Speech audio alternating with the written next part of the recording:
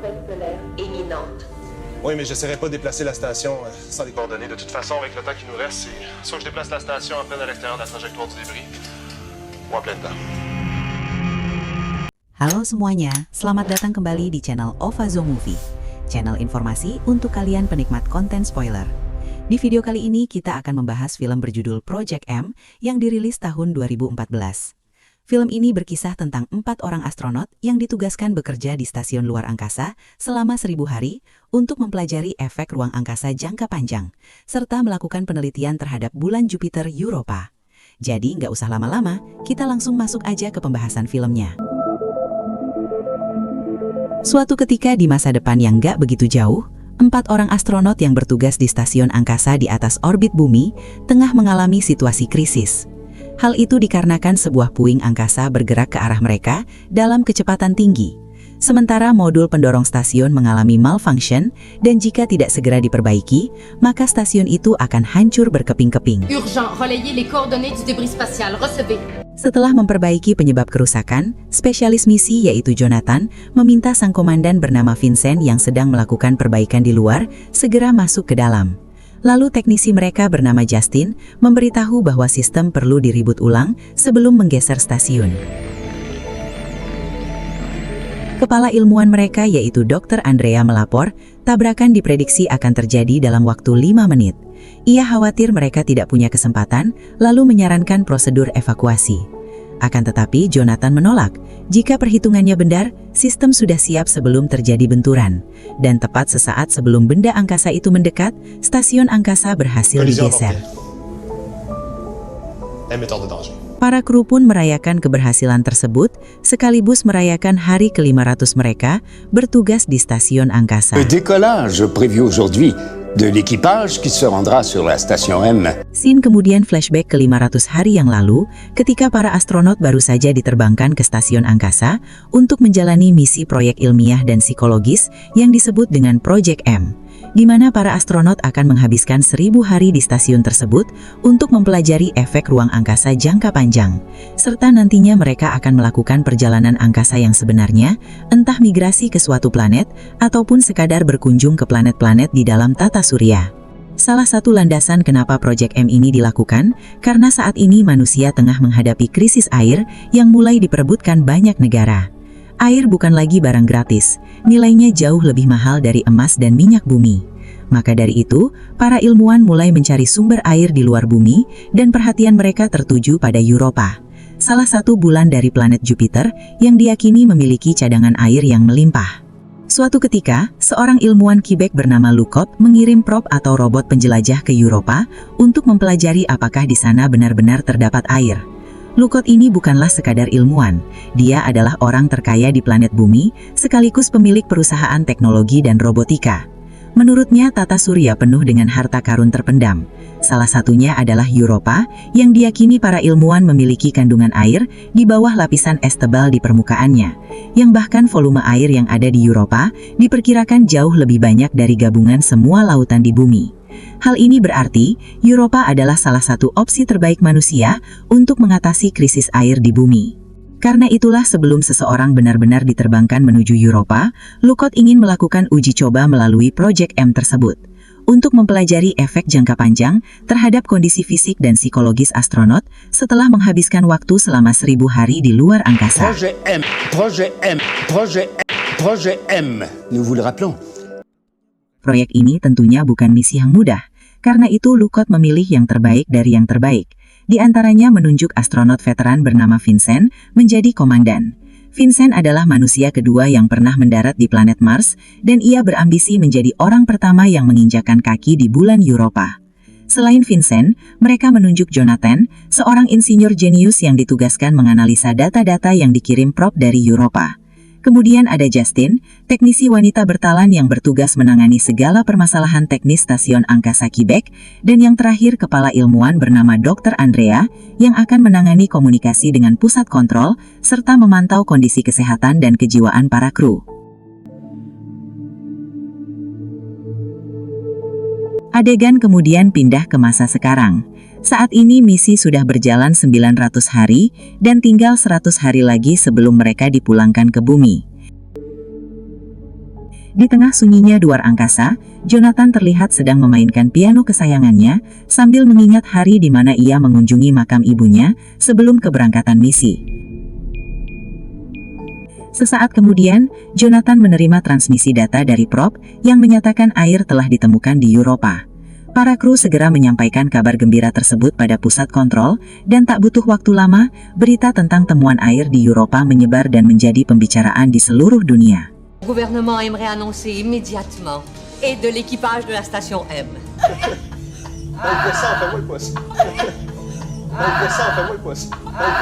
Para astronot pun merayakan temuan tersebut dengan meminum sebotol air kedamaian yang diselundupkan Andrea saat keberangkatan. Hal tersebut bisa ia lakukan karena Andrea menjalin hubungan asmara dengan direktur perencanaan misi, yaitu Xavier. Justin lalu meminta Vincent menceritakan pengalamannya selama berada di planet Mars yang sejauh ini jarang ia ceritakan. Vincent menjawab, ketika ia berada di planet Mars, rasanya itu hampir sama seperti ketika dirinya tiba di sebuah kota yang belum pernah dikunjungi. Hanya saja rasa khawatir yang ia rasakan jauh lebih besar karena resiko dari perjalanan angkasa adalah nyawa. Dan ketika misi berhasil dilakukan, satu-satunya yang ia pikirkan adalah keluarga, terutama putra sematawayangnya. Mungkin Vincent tidak bisa menggambarkan rasa bahagia ketika dirinya kembali ke bumi. Namun semua orang yang ada di sini pasti akan merasakan kebahagiaan tersebut ketika kembali bersama orang yang dicintai di bumi nanti. Jadi yang perlu mereka lakukan adalah tetap menjaga kewarasan, kesehatan dan melakukan yang terbaik sampai misi selesai. Setelah itu mereka pergi ke ruang observatorium untuk melihat planet Jupiter dengan membayangkan bahwa suatu saat nanti mereka akan mencapainya. Protocole 55 en cours. Tiba-tiba alarm berbunyi, memperingatkan mereka akan terjadinya badai solar yang cukup masif. Tapi para kru nggak perlu khawatir, karena saat ini stasiun berada di belakang bumi dan terbuat dari material yang cukup kuat untuk menahan radiasi. Namun untuk berjaga-jaga, para kru diminta beristirahat di kamarnya masing-masing. Setelah badai usai, Vincent meminta para kru kumpul di anjungan, namun ia dibuat terkejut mendapati Justin baru saja keluar dari kamar Jonathan. Vincent lalu menegur awak krunya tersebut. Tidak seharusnya profesional seperti dirinya terlibat asmara selama misi berjalan. Hubungan personal rawan terjadi konflik pribadi dan hal tersebut bisa mengganggu misi. Namun alih-alih meminta maaf, Jonathan justru membela diri karena Andrea juga melanggar protokol misi, yaitu membawa air kedamaian di perjalanan ini.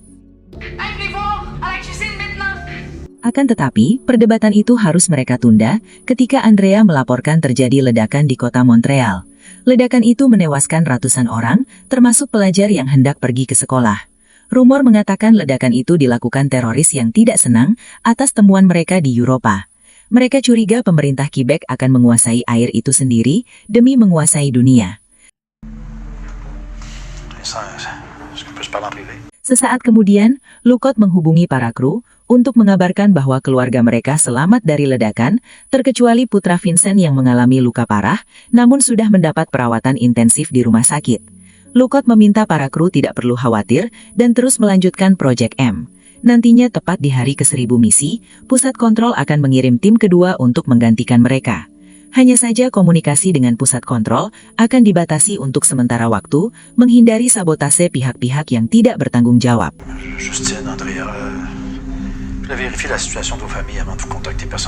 Selain itu, Lukot juga menyampaikan kabar duka. Direktur perencanaan misi yaitu Dr. Xavier, yang juga merupakan anggota tim kedua, ditemukan tewas dalam insiden tersebut. Andrea, Oui. ça va? Mendengar kabar itu, Andrea tidak mampu menahan tangisnya. Terlebih mereka baru saja melangsungkan pertunangan sesaat sebelum keberangkatan.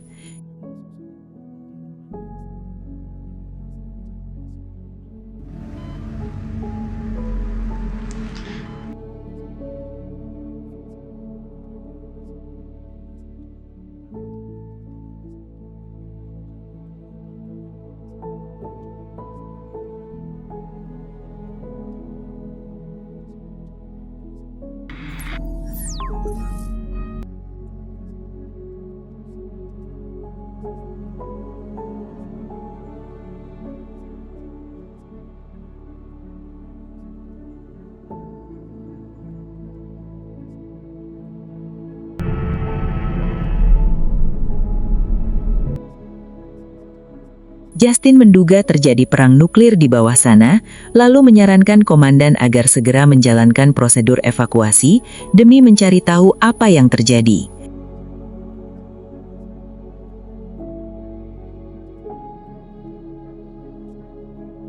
Akan tetapi Vincent menolak, sampai ada informasi resmi dari pusat kontrol. Bisa jadi ledakan itu berasal dari reaktor nuklir, dan sebaiknya mereka menunggu sambil menyelesaikan misi.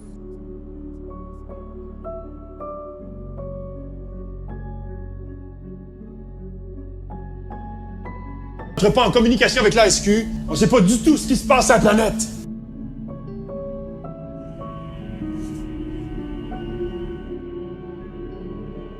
Hari ke-266 pasca ledakan nuklir, para kru belum juga terhubung dengan pusat kontrol. Vincent yang mulai mengkhawatirkan keadaan putranya, mulai teringat masa-masa ketika mereka bersama.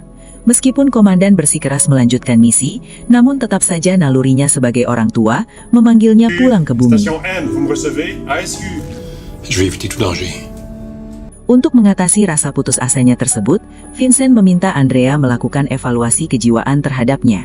Tapi Andrea menolak, karena ia sendiri juga mengalami tekanan berat. Namun sebagai teman, Andrea bersedia mendengarkan keluhannya. Tout astronaute est parfaitement conscient. Vincent pun berterus terang, salah satu alasan kenapa ia bertekad menyelesaikan misi ini, karena ia ingin menjadi orang pertama yang menginjakkan kaki di Europa.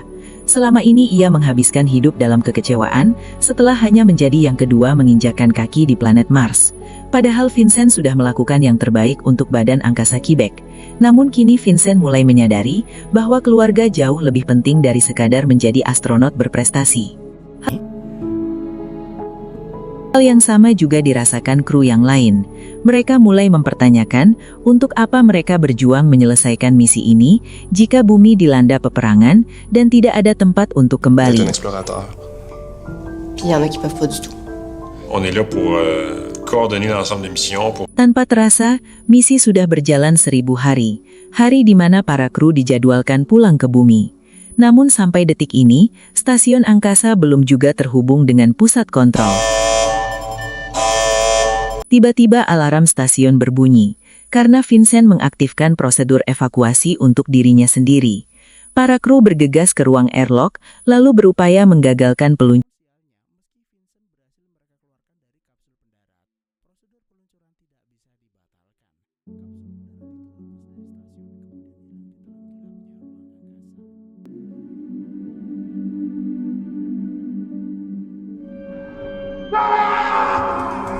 Andrea terpaksa menyuntikkan obat penenang pada Vincent lalu mengurungnya di ruang medis.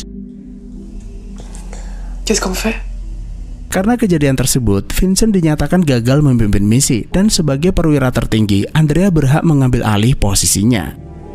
De la station et de la mission Projet M. Je crois qu'on n'est jamais venu avant, ça. Scene kemudian kembali flashback ke beberapa hari sebelum keberangkatan misi. Saat itu, Xavier menyatakan keinginannya untuk menikahi Andrea. Awalnya Andrea ragu Xavier bisa bertahan, karena Project M berlangsung selama 3 tahun. Dan 3 tahun berikutnya, gantian Xavier menjalani misi tersebut, yang artinya mereka tidak akan bertemu selama 6 tahun. Akan tetapi Xavier nggak peduli, entah 3 tahun, 6 tahun, atau jika perlu 1000 tahun pun akan ia tunggu. Kembali ke stasiun, ketika Justin meminta Jonathan menemaninya, Jonathan dengan kasar menolak. Saat ini bukan waktunya belajar kelompok, lalu mengusir Justin keluar dari kamarnya. Hari ke-1002 atau 2 hari setelah kehilangan kapsul, keadaan Vincent mulai membaik. Jonathan meminta Vincent menjelaskan perbuatannya. Vincent pun mengaku bersalah. Saat itu apa yang ada di pikirannya hanyalah ingin pulang ke bumi dan mencari putranya. Lalu tanpa sadar mengaktifkan prosedur evakuasi. Jonathan tentu saja nggak terima dengan pernyataan konyol tersebut.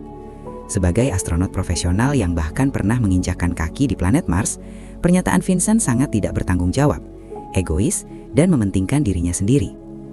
Dan karena ulahnya, satu-satunya kapsul pendarat hilang, membuat semua orang yang ada di sini terjebak di stasiun tanpa tahu kapan mereka akan pulang.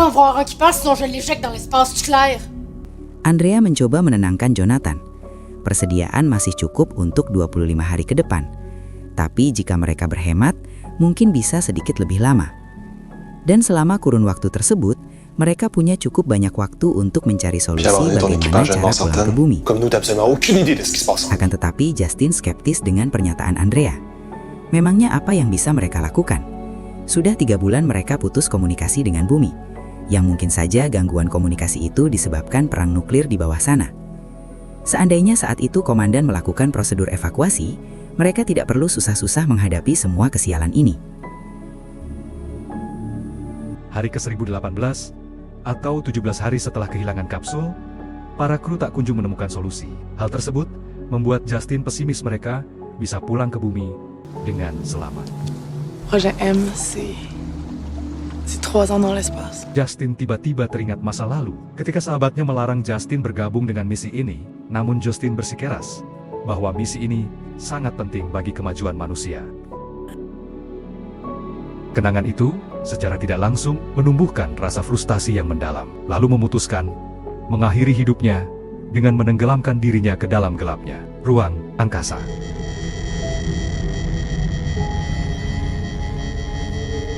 Tindakan Justin seketika memicu alarm stasiun. Para kru hanya bisa menonton karena Justin sudah semakin menjauh dari stasiun.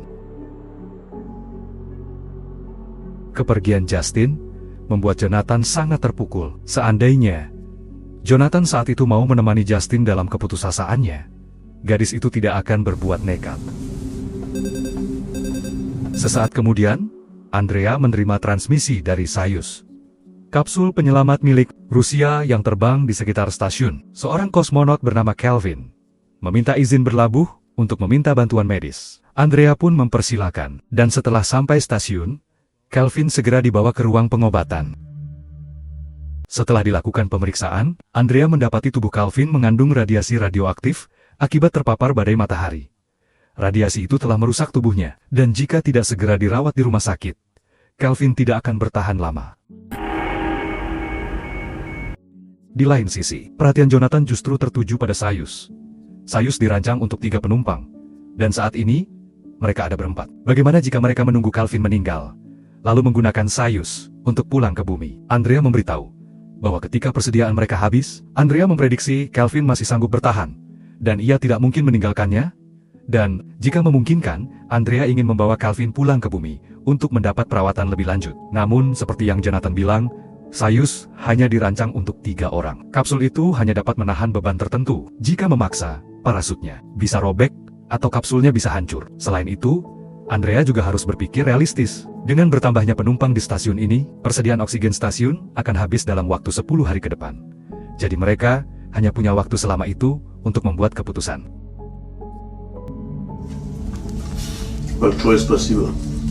Setelah kondisi Kelvin mulai membaik, Kelvin menceritakan apa yang dialaminya. Panel pelindung stasiun Rusia yang seharusnya menghalau badai matahari mengalami kerusakan. Awalnya, ada 3 orang yang selamat. Mereka menjalankan prosedur evakuasi darurat sesaat sebelum stasiun itu hancur. Namun sayangnya, hanya dia yang berhasil bertahan sampai akhirnya menemukan stasiun ini.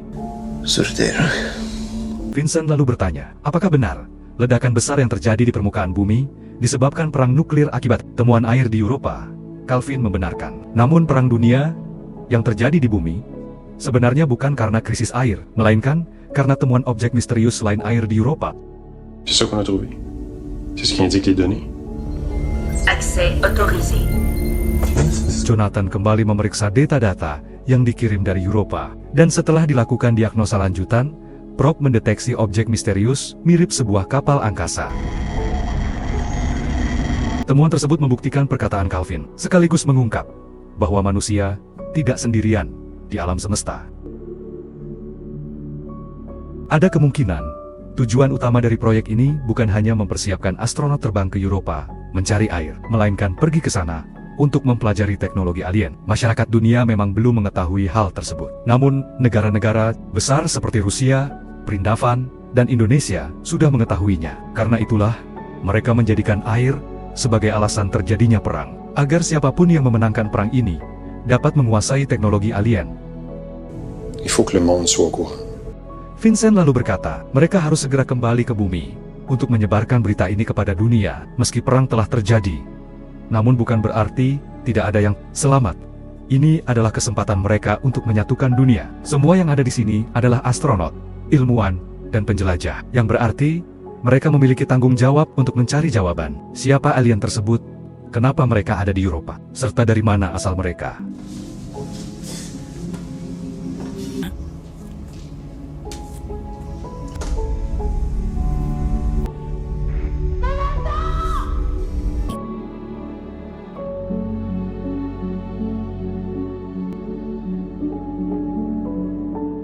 Ton père, ok. Tes données sur Europe sont là-dedans, copie solide. Sebagai gantinya, Jonathan ingin Vincent menemukan ayahnya, lalu memberikan surat permintaan maafnya. Sebelum pamitan, Andrea berjanji, jika memungkinkan, Andrea akan mengirimkan bantuan secepatnya. On t'envoie quelqu'un dès que possible. Adegan kemudian flashback ketika Vincent, Andrea, dan Justin diwawancara sebelum keberangkatan misi. Kepada media, ketiganya menyebut Jonathan adalah ilmuwan jenius dan berhati jernih. Kecepatan berpikirnya melebihi yang lain dalam hal analisa dan memecahkan masalah. Karena itu, Jonathan adalah prajurit yang tidak tergantikan di stasiun angkasa. Pada dasarnya, keempat astronot tersebut saling mendukung satu sama lain. Namun, ujian terbesar manusia adalah bagaimana cara mereka menghadapi masalah dengan tingkat kesulitan di luar kemampuan. Meski pada akhirnya, mereka akan menemukan cara terbaik untuk menyelesaikan masalah. Setelah Soyuz meninggalkan stasiun, Jonathan mulai mentransmisikan pesan mengenai temuan pesawat alien di Eropa yang akan mengubah cara pandang manusia terhadap alam semesta. Dan akhirnya, film pun selesai. Nah, jadi teman-teman, film ini memang tidak berfokus pada peradaban alien ataupun konflik perang yang terjadi di dunia, melainkan lebih ke eksplorasi psikologis.